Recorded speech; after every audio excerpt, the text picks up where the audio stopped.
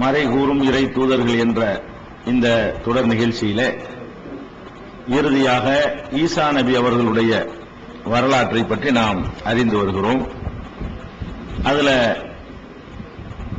முஸ்லிம்களுக்கும் கிறிஸ்தவ சமுதாயத்திற்கும் மத்தியில ஈசா நபியை பற்றி இருக்கிற வேறுபாடுகள் என்ன என்பதை கடந்த சில வாரங்களாக பார்த்து வருகிறோம்.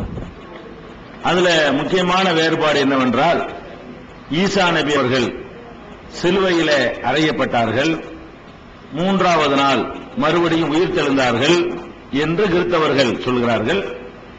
அதை இஸ்லாம் மறுக்குது. கிறிஸ்தவர்கள் சொல்வது எப்படியெல்லாம் அது தவறு என்பதை பைபிள் மேற்கோளோட சென்ற வாரம் உங்களுக்கு அது சொல்லப்பட்டிருக்கிறது. இஸ்லாம் அதை பற்றி என்ன சொல்லுகிறது? ஈசா நபியை பொறுத்த வரைக்கும் அவங்க சிலுவையில் அறையப்பட்டாங்களா அல்லது கொல்லப்பட்டாங்களா அல்லது வேறு என்ன ஆனது என்பதை தெரிவதாக இருந்தால் திருக்குர்ஆன்ல பல இடங்களில் இதை நீங்கள் பார்க்கலாம். உதாரணத்திற்கு ஒன்றை சொல்வதாக இருந்தால் 4வது அத்தியாயத்தில் சூரத்து நிசாவுல 157, 158, 159 ஆகிய 3 வசனங்களை பார்த்தால் ஈசா நபி அவர்களுடைய நிலைமை என்ன என்பது ரொம்ப தெளிவாக அல்லாஹ் சொல்லிடுறான். அதுல அந்த வசனம் சொல்லுகிறது, வகௌலிஹிம் இன்னா கதல்னல் மஸீஹ ஈஸா இப்ன மரியம் ரசூலுல்லாஹ், அல்லாஹ்வின் தூதராகிய மரியமுடைய மகன் ஈசாவை நாங்கள் தான் கொன்றோம், கொலை செய்தோம் என்று அவர்கள் யூதர்கள் கூறிய காரணத்தினால் அவர்கள் சபிக்கப்பட்டார்கள். யூதர்கள் சொல்லிட்டு இருக்கிறாங்க, நாங்க ஈசா நபி கதையை முடிச்சிட்டோம்னு சொல்றாங்க. இன்னைக்கு வரைக்கும், இன்றைய தேதி வரைக்கும் யூதர்களுடைய நம்பிக்கை என்னன்னு கேட்டா, ஈசா நபியை நாங்க நினைஞ்சிட்டோம், கொன்றுட்டோம் அப்படின்னு சொல்லிட்டு இருக்காங்க. அதை அல்லாஹ் குர்ஆன்ல சுட்டிக்காட்டி, இப்படி சொன்ன காரணத்தினாலேயே அவங்க சாபத்திற்கு ஆளாகிவிட்டார்கள் அப்படின்னு அல்லாஹ் அதை மறுக்கிறான். கௌலிஹிம், அந்த யூதர்கள் சொன்ன காரணத்தினாலும் சபிக்கப்பட்டிருக்கிறார்கள். என்ன சொன்னார்கள்னா, இன்னா கதல்னல் மஸீஹ ஈஸா இப்ன மரியம் ரசூலுல்லாஹ், அல்லாஹ்வின் தூதராகிய மரியமுடைய மகனாகிய ஈசாவை நாங்கள் தான் கொலை செய்தோம் என்று சொன்னார்களே, அதனாலே அவர்கள் அல்லாஹ்வுடைய சாபத்திற்கு ஆளானார்கள். அதை தொடர்ந்து அல்லாஹ் சொல்கிறான், வமா கதலுஹு, அவரை அவர்கள் கொல்லவில்லை, வமா ஸலபூஹு, அவரை சிலுவையில் கூட அறையவில்லை. கொல்லவில்லைங்கிறது மட்டுமில்ல, சிலுவையில் அறைஞ்சு தப்பிச்சு ஓடி போயிட்டாரான்னு கேட்டா, சிலுவையில் அறைஞ்சதும் அவர் இல்ல. வமா கதலுஹு, அவரை கொல்லவும் இல்லை, வமா ஸலபூஹு, அவரை சிலுவையில ஏற்றவும் இல்லை. வலாக்கின் சுப்பிகளகும், மாறாக அவர்களுக்கிடையே ஆள் மாறாட்டம் நடந்தது. அல்லாஹ் சொல்லி காட்டான், ஒரு ஆளை அவங்க சிலுவையில் அரைஞ்ச நெசம், அது ஈசா நபி இல்ல, வேற ஒரு ஆளை பிடிச்ச ஈசான்னு நினைத்துக் கொண்டு அந்த பிடிக்க வர்ற அதிகாரிகளுக்கு விளங்காதுல. ஒரு ஆளை பத்தி பிடிக்க வர்றாருந்தா ஒரு போலீஸ்காரர் நம்மளை அரெஸ்ட் பண்ண சொல்லி ஆர்டர் பண்ணிருப்பாங்க, நம்மளுக்கு தெரியாது. யாரை காட்டுறோம், இவர் தான் ஜெயில பிடிச்சிருவாங்க. வர்ற போலீஸ்க்கு தெரியுமா? தெரியாது. அந்த மாதிரி பிடிச்சி சிலுவையில் அறையிறதுக்கு வர்ற அனுப்பப்படுற ஆட்களுக்கு விளங்காம வேற ஒரு ஆளை பிடிச்சி அரைஞ்சு விட்டாங்க. உலாக்கின் சுப்பிகளகும் என்றாலும் அங்கே ஆள் மாறாட்டம் நடந்தது. இன்னல்லதி நக்தலஃபு ஃபீஹி, ஈசாவின் விஷயத்திலே யார் முரண்படுகிறார்களோ, லஃபி ஷக்கின் மின்ஹு, அவர்கள் இது பற்றி சந்தேகத்தில் தான் இருக்கிறார்கள். அவங்களுக்கு திட்டவட்டமான அறிவும் கிடையாது. அதான் நான் சென்ற வாரம் எடுத்து காட்டினேன். எவ்வளவு முரண்படுறாங்கன்னு பாருங்க. மத்தேயு என்ன சொல்றாரு, மார்க் என்ன சொல்றாரு, லூக்கா என்ன சொல்றாரு, சந்தேகத்துக்கு போய் தான் ஆளாளுக்கு ஒன்று சொல்றாங்க. அல்லாஹ் சொல்றாங்க சந்தேகத்தில், அந்த ஆளுக்கு சந்தேகத்தில் இருக்கிறாங்க, நீ அதை போய் நம்புற. இன்னஹும் லஃபி ஷக்கின் மின்ஹு, அவங்க இந்த விஷயத்துல சந்தேகத்தில் இருக்கிறார்கள். மாலஹும் பிஹி மின் இல்மின், இது பற்றி எந்த அறிவும் அவர்களுக்கு இல்லை. இல்லத்திபா அல்லன்னி, வெறும் ஊகத்தை பின்பற்றுவதை தவிர அவங்களுக்கு எந்த அறிவும் இல்ல. ஐ விட்னஸ் இல்லைங்கிறான். ஒரு ஆளை கொலை செஞ்சிட்டாங்கன்னு சொல்றாங்க, கண்ணால் பார்த்த நேரடி சாட்சி வேணும். ஈசாவை சிலுவையில் அறைந்தார்கள்னா அதை பார்த்த ஆள் யார், அந்த ஆள் யார்கிட்ட சொன்னார், இது பைபிள்ல கூட கிடையாது. ஈசா நபி எல்லாம் காலத்துக்குலாம் பிந்தி எழுதப்பட்ட எழுதி வச்சிருக்கிறாங்க. அதுதான் அல்லாஹ் சொல்லி காட்டுறான், இல்முன்னா திட்டவட்டமான அறிவு. திட்டவட்டமான அறிவுண்டா என்ன? ஒரு ஆளு கொல்லப்பட்டார் என்பதற்கு திட்டவட்டமான அறிவு என்ன? பாடியை கொண்டாந்து காட்டணும், கொல்லப்பட்டார் இருந்தாரு, குணம் பாரு, செத்து போயிட்டான் பாரு அப்படின்னு காட்டணும். இல்லன்னா ஐ விட்னஸ், நாங்கெல்லாம் பார்த்தோம் என்று என்ன செய்யணும், கண்ணால் கண்ட சாட்சியங்கள் இருக்க வேண்டும். அல்லாஹ் சொல்லி காட்டுறான், மாலஹும் பிஹி மின் இல்மின், இது பற்றி அவர்களுக்கு எந்த அறிவும் கிடையாது. இல்லத்திபா அல்லன்னி, ஊகத்தை பின்பற்றுவதை தவிர வேற எந்த அறிவுமே அவங்களுக்கு இல்லாம சொல்லிட்டு இருக்கிறாங்க. அதுக்கப்புறம் நல்லா மேலும் சொல்லி காட்டுகிறான், வமா கத்தலூஹு யகீனா, உறுதியாக யகீனாக நிச்சயமாக அவரை அவர்கள் கொல்லவில்லை. ஸ்டார்டிங்ல ஒரு கொல்லவில்லைன்னு சொல்லிவிட்டான். அந்த 157 வசனத்தை முடிக்கும் போது அல்லாஹ் சொல்லி காட்டுறான், வமா கத்தலூஹு யகீனா, உறுதியாக நிச்சயமாக யகீனாக, யகீனா திட்டவட்டமாக அவரை கொல்லல. அவ கொல்லலன்னு என்ன ஆனாரு? சிலுவையில் அறையவும் இல்ல, கொல்லவும் இல்ல. அவ கொல்லல என்ன ஆச்சு? அவர் என்ன ஆனாரு இப்ப அப்படின்னு கேட்கும் பொழுது 158 வசனத்துல அல்லாஹ் அதுக்கு ரிப்ளை சொல்லி காட்டுகிறான், பல் ரஃபாஹுல்லாஹு இலைஹி, மாறாக அல்லாஹ் அவரை தன்னளவில் உயர்த்தி கொண்டான். நேரடி அர்த்தம் இதெல்லாம், தஃசீர் கிடையாது, நேரடி அந்த வாசகத்துக்கு உங்க அர்த்தம். அதுலயே அல்லாஹ் என்ன செஞ்சான்னு தெளிவுபடுத்திடணும். இதுல கருத்து வேறுபாடு சண்டைக்கு இடமே கிடையாது, ரெண்டு கருத்து கொள்வதற்கு வழியே கிடையாது. அவ்வளவு தெளிவான வாசகங்களை கொண்டு அல்லாஹ் சொல்றான், பல் ரஃபாஹுல்லாஹு இலைஹி, அல்லாஹ் தன்னளவில் அவரை உயர்த்தி கொண்டான். கான அல்லாஹு அஸீஸன் ஹக்கீமா, அல்லாஹ் மிகைத்தவனாகவும் நுண்ணறிவாளனாகவும் இருக்கிறான் அப்படின்னு சொல்லி 158 வசனம் சொல்கிறது. இப்ப இந்த ரெண்டு வசனத்தை நீங்க மேலோட்டமா பார்த்தா என்ன விளங்குது? ஈசா நபி அவங்க கொல்லல, சிலுவையில் அறையல, உறுதியா கொல்லவே இல்ல. இப்படி சொன்னாலே சாபத்துக்குரிய ஒரு பேச்சு, சபிக்கப்பட்டு விட்டார்கள் சொன்ன காரணத்தினாலே ஒரு சாரா சாபத்திற்கு ஆளாயிட்டார்கள். இது சொல்லிட்டு என்ன ஆனார்னு சொன்னா, அவரை தன்னளவில் அல்லாஹ் உயர்த்தி கொண்டான்னு சொல்லி அல்லாஹ் முடிக்கிறான். என்ன அர்த்தம்? அவர் அல்லாஹ் ஒசத்திக்கிட்டான், இவ்வளவுதான்.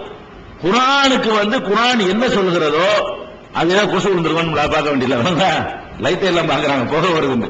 அப்ப குர்ஆனை பொறுத்த வரைக்கும் அது என்ன சொல்கிறதோ அது அப்படியே நம்புறத நம்ம கடமை. அதுக்கு சுத்தி நேரடியா ஒரு கருத்தை சொல்லும் பொழுது இது இல்லாட்டி நல்லா இருக்கும். ஏன்னா நமக்கு நம்ம அறிவு என்ன சொல்லணும் தெரியுமா? ஒரு மனுஷனை எப்படி ஒசத்துறது, நமக்கு சைத்தான் உள்ள நுழைஞ்சு என்ன செய்வான்னு கேட்டா, ஒரு மனுஷனை பாடியோட அப்படி மேல தூக்கிட்டு போறது, அது எப்படி அப்படி ஒண்ணு இல்லாம கொஞ்சம் நல்லா இருக்குமே அப்படின்னு ஒவ்வொரு மனுஷனுக்குள்ளே ஒரு சைத்தான் சொல்லிக்கிட்டு இருப்பான். ஆனால் அல்லாஹ் இது யார் செய்யறான்னு பார்த்தோம்னு சொன்னா அல்லாஹ் செய்யறான். அல்லாஹ்வுக்கு ஒரு பெரிய விஷயமா? ஒரு 55 60 கிலோ 70 கிலோ இருக்கக்கூடிய ஒரு மனுஷனை மேல தூக்கிட்டு போறது ஒரு பெரிய விஷயமா அல்லாஹ்வுக்கு? கோடான கோடி எடை உள்ள சூரியன், சந்திரன், செவ்வாய், சுக்கிரன், வியாழன் எல்லாம் அல்லாஹ் அப்படி நிப்பாட்டி வச்சுக்கிறான். கோடான கோடி டன் எடை கொண்ட அந்த அந்தரத்தில் அப்படி வசதி நிப்பாட்டி வச்சுக்கிற அல்லாஹ்வுக்கு இந்த ஒரு சின்ன அற்பத்திலும் அற்பம் ஒரு 60 கிலோங்கிறது, 75 கிலோங்கிறது, 90 கிலோ வச்சுக்கிறோம். எத்தனை கிலோ? 100 கிலோ கூட எடுத்திருப்பாரு. ஒரு 100 கிலோவுக்கு இல்லக்கூடிய ஒரு எடையை ஒரு மனுஷன் அப்படி தூக்கிட்டு போறது என்பது அல்லாஹ்வுக்கு ஒரு பெரிய மேட்டரே கிடையாது. அல்லாஹ்வுக்கு ஒரு சின்ன ஒரு விஷயம். இதை நம்ம மனசுல எப்பவுமே ஆபத்துல வச்சுக்கணும். நமக்கு ஏற்ற மாதிரி யாராவது சொல்லுவாங்களான்னா தேடிட்டு இருக்க கூடாது. அல்லாஹ் ஒண்ணு சொல்லிட்டான்னு சொன்னா அதாவது அப்படி ஏத்துக்கணும். நமக்கு இல்லாத ஒண்ணு நுழைக்கிறது தப்பு. மூசா நபி கைத்தறி போட்டாங்க, பாம்பா மாறுச்சுன்னு இருக்கும். நம்மளுக்கு என்ன செய்யும்? இது இன்னமே வேற மாதிரி தான் நல்லா இருக்குமே அப்படின்னு சொல்லும் போது எவனாச்சும் ஒரு வியாக்கியானம் கொடுப்பான். அதை கேட்டுக்கிட்டு போயிடக்கூடாது. அல்லாஹ் தெளிவான வார்த்தைகளை கொண்டு சொல்லுகிறார். அல்லாஹ் ஒன்று வார்த்தையை சொல்லும் பொழுது அதுல இல்லாத ஒன்னையெல்லாம் சுத்தி வளைச்சுக்கிட்டுலாம் வியாக்கியானம் கொடுக்க கூடாது. அல்லாஹ் ஒரு பிறப்பு அதிசயமாக்கினானா இல்லையா? அவருடைய முடிவையும் அல்லாஹ் அதிசயமாக்கி வச்சுக்கணும், அவ்வளவுதான். அவர் பிறந்ததே ஒரு அதிசயம் தானே. பிறந்ததே தகப்பன் இல்லாமல் பிறக்கிறது என்பது சாதாரணமாக நடக்கிற காரியமா? அது நடந்திருக்கா இல்லையா? இன்னைக்கு வேண்டா குலோனிங்களை பிறக்கலாம் நீங்க சொல்லலாம், அன்னைக்கு இது பெரிய ஆச்சரியமான ஒரு மேட்டர் தானே. அப்ப ஆச்சரியமான முறையில் அல்லாஹ் அவரை பிறக்க செய்திருக்கிற மாதிரியே ஆச்சரியமான முறையில் அல்லாஹ் என்ன செய்யறான், அவரை இறப்பையும் ஒரு வித்தியாசமா ஆக்கி வச்சிருக்கிறான் அப்படின்னு எடுத்துக்கொண்டோம்னு சொன்னா எந்த குழப்பமும் வராது. இந்த வசனத்தை பார்த்த உடனே சில பேர் என்ன செய்வாங்க தெரியுமா? இது சரிதான், அவங்க கொல்லல, ஈசா நபி என்ன செய்யல, அவங்க கொல்லலன்னு தான் இருக்குது. அவர் சாவலன்னு இருக்குதா? அவங்க கொல்லல, எங்கேயாவது ஒளிஞ்சு மறைஞ்சு போய் அவர் மூத்தா போயிருப்பாரு, இறந்து போயிருப்பாரு. அதனால அவரு அது சரியில்லை. சில ஆட்கள் வியாக்கியானங்கிற பேர்ல இதுல வசனத்துல என்ன சொல்லப்படுது? 457ல மா கத்தலூஹு, அவரை அவர்கள் கொல்லவில்லை, நாங்களும் அதை ஏற்றுக்கொள்கிறோம். அவரை சிலுவையில் அறையவில்லை, அதை நாங்கள் ஏற்றுக்கொள்கிறோம். தப்பிச்சு ஓடி போயிட்டாரு, கொல்லவும் இல்ல, சிலுவையில் அறையவும் இல்ல, தப்பிச்சு ஓடி போயிட்டாரு. ஓடி போய் என்ன மூத்தா போயிருப்பாரு அப்படின்னு சொல்லிவிட்டு என்ன செஞ்சாங்க? பாலஸ்தீனத்துல ஈசா நபி கபரு இருக்குது, காஷ்மீர்ல ஈசா நபி கபரு இருக்கலாம், புட்டாவெல்லாம் விட்டுருந்தாங்க. அப்புறம் அது அப்படி சொன்னா சரியா வருமானு கேட்டா அது 158ல இது கவுண்டர் கொடுக்கணும் அல்ல. அப்புறம் என்ன நடந்துச்சுன்னு அவங்க கொள்ளல, சிலுவையை அறையவில்லை, அல்லாஹ் தன்னளவில் உயர்த்தி கொண்டேன்னு சொல்றானப்பா. அப்புறம் ஏன் தலைமறைவானா இருக்கிற? மாறாக அவர் தலைமறைவாகி விட்டார்னு எல்லாம் சொல்லணும், அல்லது மாறாக இயற்கையாக மரணித்து விட்டார்னு அவர் சொல்லணும். அல்லாஹ் என்ன சொல்லியிருக்கணும்னா, இவங்க சொல்றபடி இருந்தால் அவரை கொல்லவும் இல்லை, சிலுவையில் அறையவும் இல்லை, தானா செத்து போயிட்டாரு இயற்கையா செத்து போயிட்டாரு, தலைமறைவாய் செத்து போயிட்டாரு எல்லாம் சொல்லியிருக்கணும். அல்லாஹ் எப்படி சொல்றான்னு கேட்டா, கொல்லவே இல்லைன்னு 157 வசனத்துல சொல்லிட்டு 158ல என்ன சொல்றான்னு கேட்டா, பல் ரஃபாஹுல்லாஹு இலைஹி, தன்னளவில் அவரை அல்லாஹ் உயர்த்தி கொண்டான் அப்படின்னு ஆயிடுச்சு. உடனே என்ன செய்யறாங்க தெரியுமா? இதுக்கு வியாக்கியானம் நம்மள உள்ள ஆளுக்குதான். நம்மளை சேர்ந்த சில பேர், சிறுபான்மையா இருக்கக்கூடிய சில பேர் ஒரு ஹிஜ்ரி 200ல இருந்து இப்படி ஒரு கருத்து சொல்லிட்டே வர்றாங்க. ஹிஜ்ரி 200ல இருந்த அதெல்லாம் கிடையாது, ஈசா நபி உயர்த்தப்படல, அவர் சாதாரணமா இயற்கையா மரணிச்சிட்டாரு, அது எப்படி எத்தனை 10,000 வருஷத்துக்கு அப்படி உசோடு இருக்க முடியும், இப்படி எல்லாம் அவங்களா ஒரு கேள்வியை கேட்டுக்கொண்டு சொல்லும்போது இந்த பல் ரஃபாஹுல்லாஹு இருக்கப்ப அதுக்கு என்ன அர்த்தம்? அவருடைய அந்தஸ்தை உயர்த்தி விட்டான்னு அர்த்தம். அதாவது என்ன அர்த்தம் கேட்டா, அவரை உயர்த்திட்டான்னு நல்லா சொல்றான்ல, அவரை உயர்த்திட்டான்னு சொன்னா அதுக்கு என்ன கருத்து? அவருடைய தகுதியை எல்லாம் உசத்தி விட்டான். நீங்க கொல்லவும் இல்லை, சிலுவையில் அறையவும் இல்லை, அவரை உயர்த்தி விட்டானுக்கு என்ன அர்த்தம் கேட்டா, அவருடைய தகுதி கூட பெரிய தர்ஜாவோட எல்லாம் அவரை வச்சுட்டான் அப்படின்னு இதுக்கு வியாக்கியானம் கொடுப்பாங்க. இது தப்பு. ஏன் தப்புன்னு சொன்னா, ரஃபா என்ற வார்த்தைக்கு தகுதியை உயர்த்துன்னு அர்த்தம் கிடையாதுங்க. ரஃபா என்ற வார்த்தைக்கு என்ன அர்த்தம் கேட்டா, ஒரு பொருளை இப்படி மேல தூக்குற பாருங்க, அதுக்கு தான் ரஃபாங்கணும். ரஃபா ஸமா, வானத்தை அல்லாஹ் உயர்த்தினான். ரஃபாங்கிற வார்த்தை, இதே ரஃபாஹுல்லாங்கிற வார்த்தை குர்ஆன்ல என்ன வருது? வானங்களை சொல்லும் பொழுது ரஃபா ஸமாவாதி பிகைரி அமதின் தரவுனஹா, நீங்கள் பார்க்கின்ற தூண்கள் ஏதும் இல்லாமலேயே வானத்தை அல்லாஹ், வானங்களை அல்லாஹ் உயர்த்தி வைத்திருக்கிறாங்க. வானத்துக்கு தர்ஜாவை வசதிட்டான், சுருக்கம் கொடுக்குறான். அதுக்கு வானங்களை உசத்தி விட்டான்னு சொன்னா என்ன அர்த்தம்? வானம் உயரத்தில் இருக்குன்னு அர்த்தமே தவிர அதனுடைய தர்ஜா கூடி விட்டதுன்னு அர்த்தம் ஏதாவது வருமா? வராது. தொழுகிறோம், தொழுகையில 2 கைகளையும் உயர்த்த வேண்டும் இல்லையா? கைகளை உயர்த்தி தக்பீர் கட்டணும் இல்லையா? இதை சொல்லும் போது ஹதீஸ்ல எப்படி வரும்னா, ரஃபா யதைஹி, கைகளை ரசூல் ஸல்லல்லாஹு அலைஹி வஸல்லம் உயர்த்தினார்கள் வரும். இது ஒருத்தர் படிச்சுட்டு கைகளுடைய அந்தஸ்தை உயர்த்தினார்கள் யாராவது சொல்லுவானா? கைகளை உயர்த்தினார்கள் என்ன அர்த்தம்? கீழே கிடக்கிற கை மேல போகுன்னு அர்த்தம். உயர்த்தல் என்று சொன்னாலேயே அந்தஸ்தை உயர்த்துறது சொல்றது கிடையாது. வேற எதுக்கு சொல்லணும்? கீழே இருந்து மேல இப்படி போகணும், கையை உயர்த்தணும், கீழே இப்படி கிடக்குற கை இப்படி தூக்குறோம், கை உயருது. அப்ப கைகளை நபிகள் நாயகம் ஸல்லல்லாஹு அலைஹி வஸல்லம் உயர்த்தினார்கள் வருது பாருங்களேன், அந்த இடத்துல ரஃபா தான் வருது. அதுக்கு பேர ரஃபுல் யதைன் தான் சொல்லுவாங்க. 2 கையையும் உயர்த்துதல் சுன்னத்து அப்படின்னு எல்லா நூல்களும் எழுதி வச்சிருப்பாங்க, ஹதீஸ்கள்ல இது இருக்குது. அப்ப ரஃபா என்ற அந்த அரபு மூலத்துக்கு என்ன அர்த்தம்னு கேட்டா, ஒரு பொருளையே உயர்த்துதல் என்ற அர்த்தமே தவிர அந்தஸ்து உயர்த்துதல் என்ற அர்த்தம் அது கிடையாது. அந்தஸ்து உயர்த்துவதற்கும் அந்த சொல்ல பயன்படுத்துவாங்க. எப்படி பயன்படுத்துவாங்கன்னு கேட்டா, அந்தஸ்துங்கிறத சேர்த்துவாங்க. அந்தஸ்துங்கிறத, புகழ்ங்கிறத, மரியாதை என்பதை சேர்த்து அவருடைய மரியாதையை உயர்த்தினோம்னு சொல்லப்படும். அப்ப இந்த ரஃபா என்பதை என்ன செய்யலாம்? பயன்படுத்துறது உண்டு. உதாரணத்துக்கு சொல்வதாக இருந்தால், நர்ஃபவு தரஜாத்தி மன்னசாவு, நாடியவர்களுக்கு தரஜாக்களை உயர்த்துவோம் அல்லாஹ் சொல்றான். இந்த தரஜா நாங்க போட்டுவான்ல, அந்தஸ்து உயர்வதை காட்டுற நர்ஃபவு என்பது ரஃபா என்பதிலிருந்து பிறந்த சொல்லுதான். நர்ஃபவுன்னு வார்த்தை குர்ஆன்ல உள்ள வசனம் இது. நர்ஃபவு தரஜாத்தி மன்னசாவு, நாம் நாடியவர்களுடைய தரஜாக்களை, பதவிகளை, தகுதிகளை உயர்த்துவோம் அப்படின்னு நல்லா சொல்றான். இந்த இடத்திலேயே உயர்த்துதல் என்ற ரஃபா என்ற வார்த்தை தான் வந்திருக்குது. இதுக்கு ஆள வசத்துல அர்த்தம் நம்ம செய்யறது இல்லை. ஏன் அப்படி செய்யறது இல்லைன்னு கேட்டா, பதவின்னு நம்ம சொல்லிட்டான்ல, ஆள வசத்துல சொல்லாம என்ன சொல்லிட்டான்? தரஜாத்துகளை உயர்த்துவோம் சொன்னால் அந்த இடத்துல தரஜான்னு வந்துடும். ஒன்னும் சொல்லாம சொன்னா அது பொருளையே உயர்த்துறது என்ற அர்த்தம் தான் அது வரும். அதே மாதிரி இத்ரீஸ் அலைஹிஸ்ஸலாத்தை பற்றி எல்லாம் சொல்லும் பொழுது ரஃபஅனாஹு மகானன் அலியா, அவரை மகான்னா தர்ஜா, உயர் அலியான்னா உயர்ந்த தர்ஜாவுக்கு அவரை உயர்த்தினோம். இத்ரீஸ் உயர்த்தப்பட்டார்னு வருது குர்ஆன்ல வருது. இத்ரீஸ் ஆள வசத்துல இத்ரீஸுடைய தகுதியை சேர்க்கிறான்ல. இத்ரீஸை பற்றி எல்லாம் பேசும்பொழுது, இத்ரீஸ் நபியை பேசும்பொழுது ரஃபஅனாஹு மகானன் அலியா, உயரமான ஒரு தகுதிக்கு அவரை நாம் உயர்த்தினோம். தகுதியை நாங்க சேர்க்கிறோம். தகுதி என்ற சொல்லு அங்க நுழைஞ்சாதான் தகுதி உயர்த்தல் கருத்து கொடுக்க இயலும்.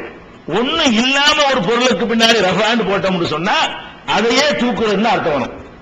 இதே மாதிரி எடுத்துக்கிட்டோம்னு சொன்னா சூரத்துல இன்சிராக அலம் நஸ்ரஹ் சூரா இருக்குல்ல, அதுல கூட உங்களுக்கு வரும் ரஃபஅனா லக திக்ரக், உம்முடைய புகழை, திக்ர்னா புகழ், உம்முடைய புகழை உமக்காக நாம் உயர்த்தினோம். ரஃபஅனான்னு வருது. அது ஒரு ரஃபஅ என்ற சொல்லிலிருந்து தான் பிறக்கிறது. ரஃபஅனா லக திக்ரக், உம்முடைய புகழை உமக்காக நாம் உயர்த்தினோம். இந்த இடத்துல ரசூலுல்லாஹ் தூக்குன அர்த்தம் கிடையாது, புகழைத்தான் வசத்தி இருக்கிறோம். ஏன் இந்த புகழ் நாங்க அர்த்தம் செய்யறோம்னு கேட்டா, புகழ்ங்கிற சொல்ல வந்துருச்சு, விக்கிரகன் வருது. உம்முடைய புகழை, விக்கிரனா புகழ்ந்து ஒரு அர்த்தம் இருக்குது. உம்முடைய புகழை இணைஞ்சிட்டோம், உயர்த்தி விட்டோம். அப்ப உம்முடைய புகழ், உம்முடைய தரஜா, உம்முடைய மதிப்பு, உம்முடைய அந்தஸ்து, உம்முடைய செல்வாக்கு என்று சேர்த்து இந்த ரஃபா என்பதோட இணைத்தால் அப்ப அந்த அர்த்தம் கொடுக்கலாம். ஒண்ணும் இல்லாம ரஃபஅல் கலம, பேனாவை தூக்கினான், தூக்கத்தான் செய்யணும். பேனா கீழே போட்டு ரஃபஅல் கலம, பேனாவை தூக்கினான், பேனாவுடைய அந்தஸ்தை தூக்கினான் அர்த்தம் செய்யக்கூடாது. ரஃபஅல் கலமன்னா பேனாவை தூக்கிட்டான்னு அர்த்தம். வழங்குதா? கீழே கிடக்கிற ஒரு குழந்தையை அப்படி தூக்குறீங்க. ரஃபஅ சபிய, குழந்தையை தூக்கினான்னு அர்த்தம் செய்யணும். ரசூல் ஸல்லல்லாஹு அலைஹி வஸல்லம் ஹஜ்ஜுக்கு போயிருக்கிறாங்க. அப்ப ஒரு பெண்மணி என்ன பண்ணுது, தன்னுடைய குழந்தையை தூக்கி ரசூலுல்லாஹ்ட்ட காட்டி அலிஹாதா ஹஜ்ஜு, இந்த குழந்தைக்கு ஹஜ் இருக்குதா அப்படின்னு கேக்குது. ஹஜ்ஜுக்கு வந்திருக்காங்க, அம்மா வந்திருக்கு பிள்ளை தூக்கிட்டு. அப்ப நபி ஸல்லல்லாஹு அலைஹி வஸல்லம் ஹஜ்ஜுக்கு போயிருக்கிறாங்க. அப்ப ஒரு அம்மா என்ன பண்ணுது, அலிஹாதா ஹஜ்ஜு, இந்த குழந்தைக்கு ஹஜ் இருக்கான்னு கேக்குறாங்க. அப்ப ரசூல் ஸல்லல்லாஹு அலைஹி சொல்றாங்க, நாம் வலைக்கு ஹஜ்ஜுன், ஆமா கூலி உனக்கு இருக்குது, ஹஜ் சேர்த்துட்டு செய்யி, கூலி உனக்கு தான், உனக்கு கஷ்டப்படுறீங்களா, எக்ஸ்ட்ரா சிரமப்படுறீங்களா, அதனால உனக்கு கூலி உண்டுன்னு சொன்னாங்க. இதுல இந்த இடத்துல வர்ற ஹதீஸ்ல கூட என்ன வரும்னு கேட்டா, ரஃபஅ சபிய இலைஹி, குழந்தையை ரசூலுல்லாஹ் கிட்ட தூக்கினார்கள் வருது. அப்ப அந்த இடத்துல ரஃபான்னு தான் வரும். குழந்தையை தூக்கினார்கள் அர்த்தம், குழந்தையோட அந்தஸ்தை தூக்கி கூட்டி விட்டார்கள் அர்த்தமா, குழந்தைக்கு கவர்னர் பதவி கொடுத்தார்கள் அர்த்தமா. ரஃபா சபியன்னா கீழே இருந்து மேல தூக்குறாங்க, ரசூலுல்லாஹ் பாக்குற மாதிரி உயரமா தூக்குறாங்கன்னு அர்த்தம். அப்ப ரஃபா என்ற அந்த சொல்லுக்கு அந்தஸ்து, தகுதி, புகழ், செல்வாக்கு, மரியாதை அப்படிங்கறத சேர்த்து பேசணும்னு சொன்னா அர்த்தம் மாறிக்கணும். அப்படி இல்லாம இந்த மைக்கோட சேர்த்து, கிதாபோட சேர்த்து, மனுஷனோட சேர்த்து, பேனாவோட சேர்த்து, பென்சிலோட சேர்த்து ரஃபா சொன்னோம்னு சொன்னா அப்ப என்ன அர்த்தம்? அதான் இன்னும் சொல்ல போற, இப்படி வச்சுக்கிறீங்களேன். அதாவது தொட்டு பார்க்கிற பொருள் இருக்குல்ல, தொடுற பொருள், தொட்டு பார்க்கிற பொருள்களா இருக்குமே, ஆனால் அந்த பொருளோடு ரஃபா என்பதை சேர்த்தால் கீழே இருந்து மேல தூக்குறது என்ற அர்த்தம் தரும். தொட்டு பார்க்காத பொருள் இருக்குல்ல, அறிவை தொட்டு பார்க்காதுமா? ஒரு ஆளுடைய அறிவை நீங்க தொட்டு பார்ப்பீங்களா? ஆளைத்தான் தொட்டு பார்ப்பீங்களா தவிர ஒரு ஆளுடைய அறிவு இருக்கு தடவை பார்த்து நாம அறிவு சொல்லுவீங்களா? அப்ப தொட்டு பார்க்க முடியாத இருக்கு பாருங்க, நம்ம தீண்ட முடியாத விஷயங்கள். ஒரு மனிதனுடைய செல்வாக்கு தீண்டுவீங்களா? ஒரு மனிதனுடைய புகழ தடை, ஆமா புகழ் இருக்குது அப்படி சொல்லுவீங்களா? அப்படி சொல்ல மாட்டீங்க. அப்ப தொட்டு பார்க்க முடியாத விஷயங்களோட ரஃபா என்று சேர்த்தால் தகுதியை உயர்த்துவது என்று அர்த்தம் வரும். தொட்டு பார்க்கிற பொருளோட சேர்த்தோம்னு சொன்னா அப்ப என்ன அர்த்தம் வந்துடும்? அதையே தூக்குற அர்த்தம் வந்துடும். இந்த இலக்கண வித்தியாசம் விளங்காம என்ன பண்றாங்கன்னா ரஃபா என்பதற்கு அந்தஸ்து வசதிதான். அப்பனா அதுக்கு முந்தி கீழே கிடந்தார் அவனப்ப அந்தஸ்து வசதிதான் சொன்னா, அதுக்கு முந்தி ஈசா நபி ஒரு அட்ரஸ் இல்லாம ரொம்ப கேவலமாக இருந்து அந்தஸ்து கிடைச்சாப்ப அவர் ஆல்ரெடி நபியாத்தனம் இருக்காரு. அவர் பிறக்கும் போதே அந்தஸ்தோட பிறக்கிறாரு. மத்த ஆட்களாவது 40 வயசு 50 வயசுல நபி ஆகுறாங்க. இவர் பிறக்கும் போதே காலையில் அப்துல்லாங்கிறாரு. நான் அல்லாஹ்வுடைய அடியான், ஆத்தானியல் கிதாப், எனக்கு அல்லாஹ் வேதத்தை தந்திருக்கிறான், ஜஅலனி நபியா, என்னை நபியா ஆக்கி விட்டான்னு சொல்லி பிறந்தோட பேசுறாரு அவர். இவர் பிறக்கும் போதே தகுதியோட பிறக்கிற ஒரு ஆள் இவர் தான். மற்ற ஆளுக்கெல்லாம் பிந்தி தேர்ந்தெடுக்கப்படுவாங்க. பிறக்கும் போதே நபியா பிறந்த ஆள்னு சொல்லி அல்லாஹ் இவரை பத்தி மட்டும்தான் சொல்லி காட்டலாம். அப்படி இருக்கிற நேரத்தில் அப்ப அவருடைய அந்தஸ்து உயர்த்துவதற்கு என்னங்க வேலை இருக்குது? ஆல்ரெடி அந்தஸ்து உயர்வாத்தானே இருக்கிறது. ஏற்கனவே அவங்களுடைய அந்தஸ்து உயர்வாத்தான் இருக்குது. இதுல அவங்க கொள்ளல, நான் அல்லாஹ் வசதிக்குத்தான் சொல்லும் போது அவரையே வசத்தினான். இதை தவிர வேற அர்த்தம் கொடுக்கவே இயலாது. அந்தஸ்து தகுதியெல்லாம் யாராவது சொன்னார்களே, ஆனால் இந்த ரஃபா என்ற சொல்ல வச்சு நீங்க குழப்புவாங்க. அதுக்குதான் இந்த இலக்கண விளக்கத்தை உங்களுக்கு நான் சொல்லி தர்றேன். அடுத்து என்னன்னு கேட்டா, அவரை வசத்தினாங்கிறோட நிப்பாட்டிக்கல, அவரை தன் அளவில் வசத்தினான். இலைகின்னு சேர்க்கிறான்ல, எத்தனை ஆப்பு வைக்கிறான் பாத்தீங்களா? அதாவது ஒரு செய்தியை சொல்லும் பொழுது அப்படி இப்படி தப்பிச்சு போகக்கூடாதுக்காக வேண்டி பல வகையில அல்லாஹ் என்ன செய்யறான், அரைஞ்சு எடுத்து நம்ம ஆப்பு வச்சு அரைகிற மாதிரி அரைஞ்சு வேற பக்கம் தாண்டாத அவரைத்தான் வசத்துல. வேற மாதிரி அர்த்தத்துக்கு போனீங்கன்னு சொன்னா இந்த பாரு இது கவுண்டர் கொடுக்கும். ரஃபாஹுல்லா கூட நிப்பாட்டிக்கல, அவரை அல்லாஹ் வசத்தி விட்டான். இலகி தன் அளவில் வசத்தி விட்டான். தன் அளவில் வசத்தி விட்டான் என்ன அர்த்தம்? அப்ப தன்னுடைய தகுதி கொடுத்துட்டான். இப்ப தகுதின்னு கொடுக்க ஏழுமா? இப்ப அப்ப தன் அளவில் வசத்தி விட்டான் என்ன அர்த்தம்னா தன்னுடைய தகுதியே அல்லாஹ் கொடுத்து அவரை அல்லாஹ் வாக்கிட்டான். அப்ப அந்த அர்த்தம் இல்ல, மேல வசத்திட்டாங்கிற அர்த்தம். அவர் அல்லாஹ் அரசியல மேல இருக்கிறான். அதே மாதிரி மேல வசத்தி விட்டான்ங்கிற அந்த வசத்தில் வருமே தவிர அல்லாஹ்வுடைய தகுதிக்கு ஏற்ப இவருடைய தகுதியை வசத்தினான் அர்த்தம் வருமா? தன்னளவில் இந்த வார்த்தையை வச்சு பார்க்கக்கூடிய நேரத்தில் அவரையே தான் அல்லாஹ் வசத்தினா, தகுதியை வசத்தினாங்கிற அர்த்தம் அதுல கொடுக்க இயலாது. அது மாத்திரம் இல்ல, இன்னொரு இருக்கிறான் அல்லாஹ் ஆப்பு வைக்கிறான் பாருங்க. அடுத்து கானல்லாஹு அசீசன், அல்லாஹ் மிகைத்தவன். ஏன் இப்படி செய்யறேன்னு கேட்டா உனக்கு இது முடியாது எனக்கு முடியும் தாங்கறான்.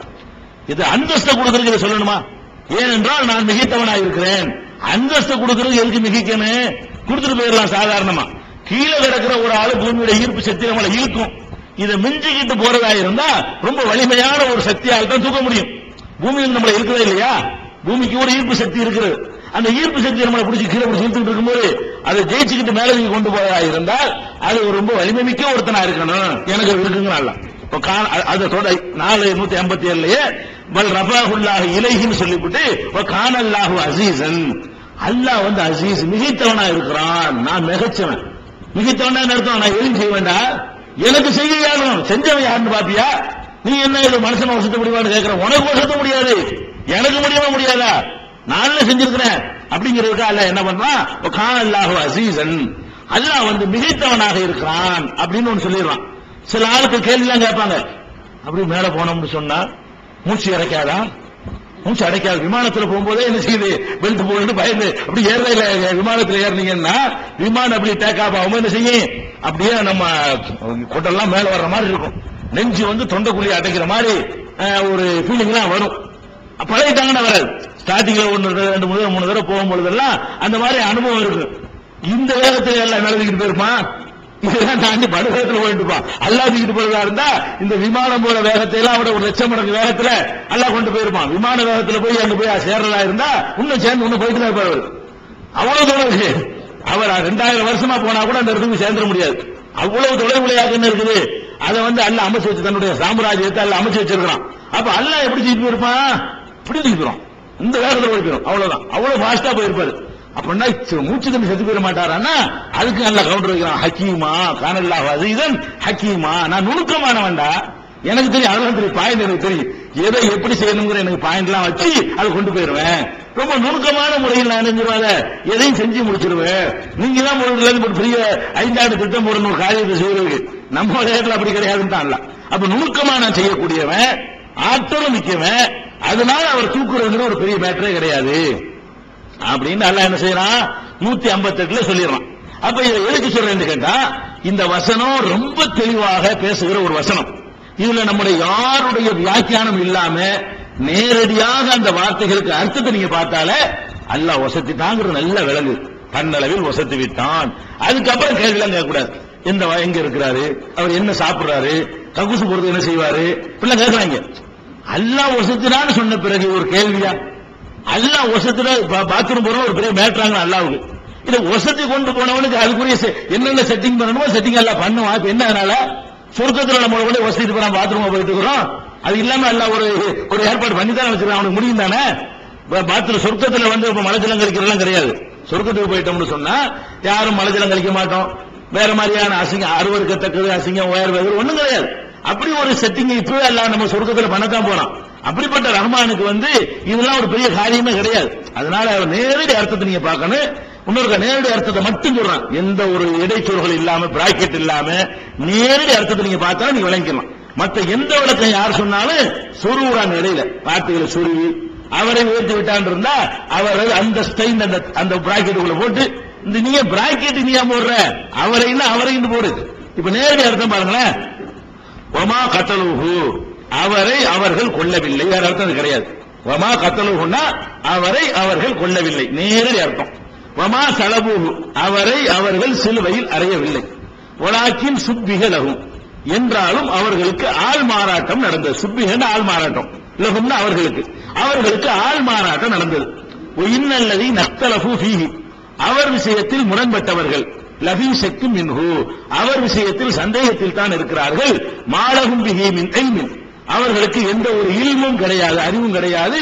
இல்லத்திபா அல்லி, ஊகத்தை பின்பற்றுவதை தவிர அறிவு எதுவும் கிடையாது. இதை பத்தி ஞானம் அவங்களுக்கு இல்ல, தெரியல, தெரியாம சொல்லிட்டு இருக்கிறாங்க. வமா கத்தலும் யகீனா, அவரை உறுதியா கொள்ளவே இல்லை.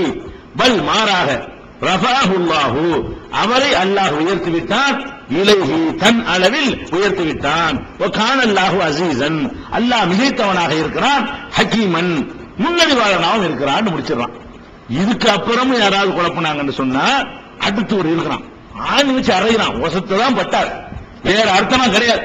அந்த உயர்வு அந்த உயர்வு பேச்சு கிடம் கிடையாதுன்னு சொல்லி 159 அதுல வைக்கிற ஒரு எதிர்க்கு பாருங்க, ஆணி புடுங்க முடியாதானே, அப்படி வைக்கிறான் அல்லாஹ். எப்படி வைக்கிறான்னு கேட்டா, வஹிம் மின் அஹ்லில் கிதாப் இல்லா லயுமினன்ன பிஹி கப்ல மௌத்திஹி வ யௌமுல் கியாமத்தி யகூன அலைஹிம் ஷஹீதா. இது 159 வசனம். முதல் 156 157 நம்ம பார்த்தோம். 157 158 159வது வசனத்துல 4வது அத்தியாயம் நிசாவுல 159வது வசனத்துல எல்லாம் என்ன சொல்றான்னு கேட்டா, வஹிம் மின் அஹ்லில் கிதாப், வேதமுடையவர்கள் யாராக இருந்தாலும் இல்லா லயுமினன்ன பிஹி கப்ல மௌத்திஹி, அவர் மௌத்தாவதற்கு முன்னால் ஈசாவை நம்பாமல் இருக்க மாட்டார்கள், நம்பிக்கை கொள்ளாமல் இருக்க மாட்டார்கள். ஈசா மௌத்தாவதற்கு முன்னாடி ஈசாவை வேதமுடையவர்கள் நம்பிக்கை கொள்ளாமல் இருக்க மாட்டார்கள். அப்படி ஒரு நிலைமை ஏற்படும். யௌமுல் கியாமத்தி, கியாமத்து நாளையில யகூன அலைஹிம் ஷஹீதா, அவர்களுக்கு எதிரான சாட்சியாக வேற அவர் இருப்பார். இப்படின்னு 159 முடிக்கிறான். இதுல என்ன கவனிக்க வேண்டியதுன்னு கேட்டா, இது ரசூல் ஸல்லல்லாஹு அலைஹி வஸல்லத்துக்கு அருளப்படுது. 14 நூற்றாண்டுக்கு முன்னாடி இந்த வசனம் சொல்லப்படுகிறது. அப்பவே அல்லாஹ் என்ன சொல்றான்னு கேட்டா, அவரது மரணத்திற்கு முன்னால் கபுல மௌத்திஹி, ஈசாவுடைய மரணத்திற்கு முன்னால் அவரை நம்பிக்கை கொள்வார்கள், வேதக்காரர்கள் என்ன செய்வார்கள், நம்பிக்கை கொள்வார்கள். நல்லா சொல்றோம். ஒரு மரணித்து இருந்தாரையானால் அவரது மரணத்திற்கு முன்னால் நம்பிக்கை கொள்வார்னு சொல்ல முடியுமா? அவர் ஏற்கனவே ரசூல் ஸல்லல்லாஹு அலைஹி வஸல்லம் காலத்திலேயே, அதுக்கு முன்னாடியே ரசூல் ஸல்லல்லாஹு அலைஹி வஸல்லம் ஈசா நபிக்கு உள்ள இடைவெளி 571 வருஷம் இருக்கு. 571 வருஷத்துக்கு முந்தினவர் ஈசா நபி. அப்ப நபிகள் நாயகம் ஸல்லல்லாஹு அலைஹி வஸல்லம் காலத்துல கண்டிப்பா அவர் மூத்தா இருப்பார். இந்த வாதப்படி மூத்தா இருந்தார்னு சொன்னா, அவர் மூத்தாகிறதுக்கு முன்னாடி எல்லாரும் ஈமான் கொள்வாங்கன்னு சொல்ல முடியுமா? மூத்தாகிறதுக்கு முன்னாடி லயூமினன் என்ற வருங்காலம், இனி ஈமான் கொள்வார்கள். யூமினன்ங்கிறது ஆமனா நம்பிக்கை கொண்டான், சென்ற கால வினை. யூமினு என்ற வார்த்தை எதிர்கால வினைச்சொல், வருங்காலத்தை காட்டக்கூடிய வினைச்சொல்.